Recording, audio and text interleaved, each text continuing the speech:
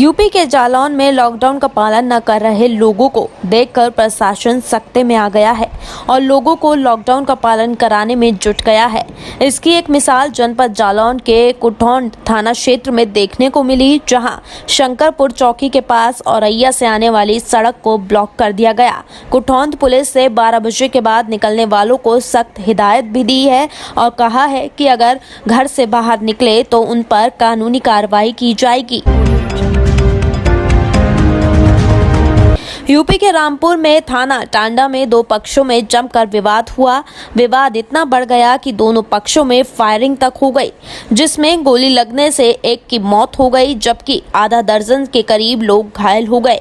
वहीं मौके पर पहुंची पुलिस ने घायलों और शव को जिला अस्पताल भेजा। वहीं इस पथराव और फायरिंग का एक वीडियो भी खूब वायरल हो रहा है।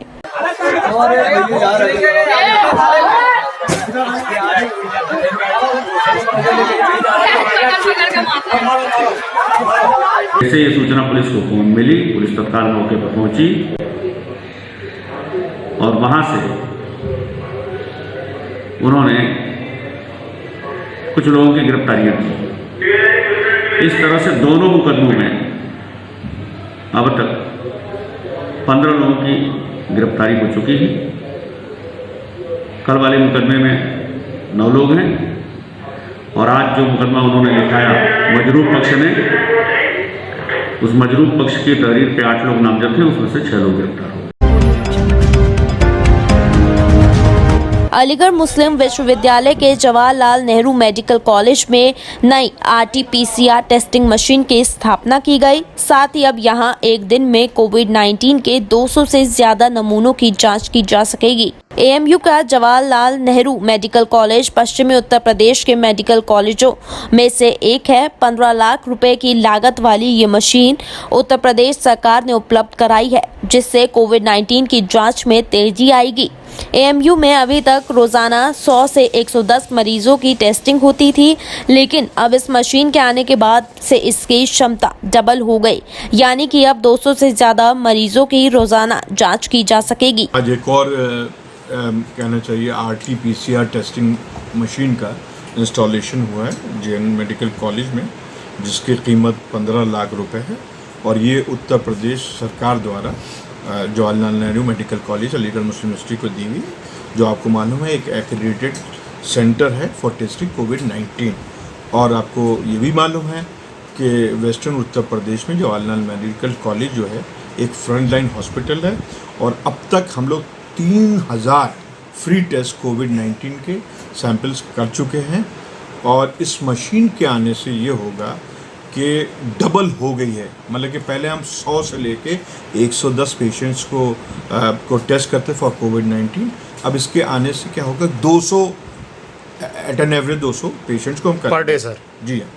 और तो ये होगा कि मिनिमम टाइम में maximum carpet area of test of the patient for कोविड-19 और उनके जो रिजल्ट होंगे वो भी बढ़ जाएंगे, दुगने हो जाएंगे।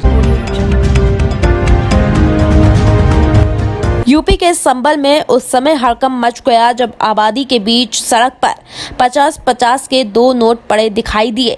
कोरोना वायरस की दहशत के चलते स्थानीय लोगों ने पुलिस को इसकी सूचना दी, जिसके बाद मौके पर पहुंची PRB की 112 गाड़ी पर तैनात पुलिस कर्मियों ने सावधानी पूर्वक सड़क पर पड़े नोटों को जब्त कर लिया और जाँच में जुट गयी। 2 नोट पड़े। किस चीज के नोट थे? 50-50 तो क्या सूचना मिली थी आपको? नोट पड़े हैं कॉलोनी में नोट पड़े हैं। और आपने क्या किया मौके पे आने के बाद? हमने ढाक रख दिया पन्नी में। 50-50 रुपए के 2 नोट पड़े हुए थे और उन पर थूक लगा हुआ था। मोहल्ले के लोग काफ़ी इससे दहशत में आ गए और उन्होंने 112 नंबर को फ़ोन करके पुलिस को बुलाया। तो ये कौन लोग थे? जो कोई आपने देखा किसी ने कि कौन पैसे डाल कर गया? किसी ने देखा तो नहीं कि कौन पैसे डाल कर गया है, लेकिन उस पर थूक लगा हुआ था। लोगों ने ध्यान से देखा तो थूक लगा हुआ था उन पर।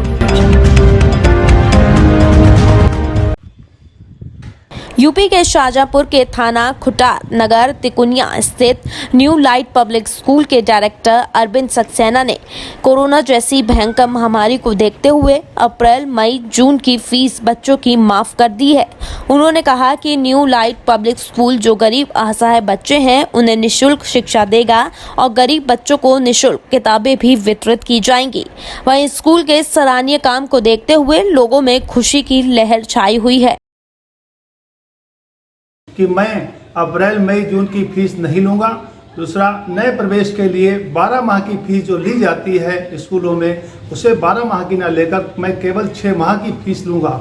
और गरीब बच्चे जो फीस देने से असमर्थ हैं उनकी निःशुल्क शिक्षा दूंगा, कोई भी पैसा नहीं लूँगा। सिंगरौली जिले में बढ़ती आत्महत्याएं रुकने का नाम नहीं ले रही हैं। ऐसा ही एक मामला मोरवा थाने के ग्राम नेहरू नगर का है, जहां अज्ञात कारणों के चलते एक युवक ने फांसी लगाकर अपनी जीवन लीला समाप्त कर ली। जानकारी के मुताबिक मृतक के 4 छोटे छोटे बच्चे हैं। फांसी लगाने की सूचना जैसे ही ग्रामीणों को हुई वो दंग रह गए। परिजनों और ग्रामीणों ने पुलिस को इस घटना की सूचना दी, जिसके बाद मौके पर पहुंची पुलिस ने घटनास्थल का निरीक्षण किया और शव का पंचनामा कर पोस्टमार्टम के लिए भेज दिया। छत्तीसगढ़ के कोरिया जिले में नकली हैंड सैनिटाइजर की चर्चा चारों तरफ फैली हुई है। बताया जा रहा है कि विधायक और नगर पालिका निगम महापौर के द्वारा क्षेत्र में बांटे गए सैनिटाइजर नकली हैं। दरअसल यहां पर भारतीय जनता पार्टी, नगर पालिका निगम के नेता प्रतिपक्ष और कुछ पार्षदों ने यह आरोप लगाया है कि कोरोना वायरस के संक्रमण से बचने के लिए विधायक विनय जायसवाल और नगर पालिका निगम चिरमिरी की महापौर कंचन जायसवाल ने जो सैनिटाइजर क्षेत्रों में बांटे हैं वो नकली हैं। आज का आगमन ऐसा हो, हमें आपके माध्यम से यानी कि समाचार पत्र के मीडिया के माध्यम से पता चला था। यहाँ स्टेप डी नाम का सैनिटाइज़र है जिसकी उसकी गुणवत्ता में काफ़ी कमी है। उसकी शक के आधार पर हमें यहाँ पर पता चला, तो यहाँ पर हम सैंपल लेने हमारे औषधि निरीक्षकों के दलों के साथ यहाँ हम लोग पहुँचे। ये किया था समाचार पत्र बनने के बाद कि जो सैनिटाइज़र का मामला बार बार आ रहा है, इसकी आप लोग जांच करिए। और ड्रग विभाग को भी ये बोले थे और कलेक्टर साहब को भी बोले थे कि इसकी यथोचित मतलब जो इसकी जांच है उसको करवाइए। देखिए, सैनिटाइज़र के मामले में बहुत वाद विवाद दिख रहा है। जैसा कि पत्राचार के माध्यम से मुझे भी ज्ञात हुआ कि क्षेत्र में कोई नकली सैनिटाइज़र बटा हुआ है। उसके मद्देनज़र मैं ध्यान में रखते हुए नगर पालिका निगम चिरमिरी के नेता प्रतिपक्ष होने के नाते मैंने माननीय कलेक्टर महोदय को एक पत्र लिखा था कि निष्पक्ष रूप से उसकी जांच हो।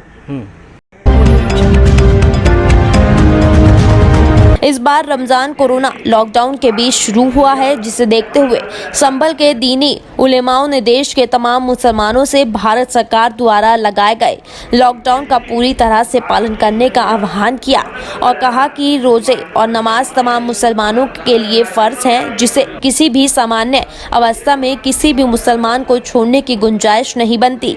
लेकिन हमें इस कोरोना जैसी महामारी की मुश्किल घड़ी में सरकार के आदेश के मुताबिक ही इबादत करनी चाहिए। यूपी के शाहजहांपुर में एक नगर पंचायत प्रशासन में लगे कूड़ेदान को महिला उठा ले गई, जिसकी घटना सीसीटीवी कैमरे में कैद हो गई। हालांकि इससे पहले भी कई बार स्ट्रीट लाइटें, सोलर पैनल और बैटरियां चोरी हो चुकी हैं। अब इन चोरियों के पीछे किसका हाथ है, ये तो चोरियों का खुलासा होने पर ही पता चल सकता है। लेकिन अभी तक हुई चोरियों पर ना तो कोई कार्रवाई हुई है, बल्कि इन चोरियों पर पर्दा डालकर केवल और केवल कार्रवाई का आश्वासन ही दिया जाता है।